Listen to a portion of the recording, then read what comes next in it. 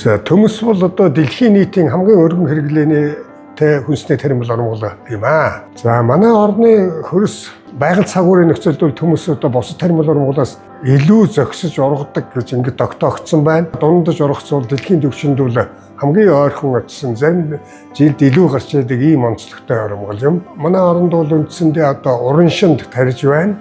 За уран шин дундаж ургацвал одоо нэлээд өндөр байдаг. За ер нь бол уран шаас бол 30 тонноо ургацыг бол авах бүрэн боломжтой гэж ингэж тогтоосон байдаг юм аа. Дархны уран газар тариалангийн хүрээлэнд 1963 оноос одоо хүртэл тасралтгүй 60 гаруй жил төмсний соор судалгаа селекцийн ажил хийгдэж байна.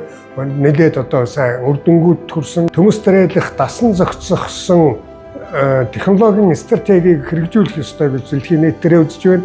За тэгээд бид бол одоо төмсний ургац бүрэлдэх тийм биологийн нарийн үйл явцыг бол одоо судалсан. Эртээс дундын одоо сортуудыг тариалах бүрэн боломжтой. За тэгээ энэ талын одоо судалгааны ажлын мэдээллийг 4 сарын 24-нд Төв аймгийн Жаргал сум болох тариалжтын зөвлөгөөнөөр ирж нэлээд одоо наривчсан одоо мэдээлэл авах ийм боломжтой гэдгийг тариалданчдад хүсэж байна. Шинжлэх ухаанд суурилсан инновацийн бүтээгдэхүүн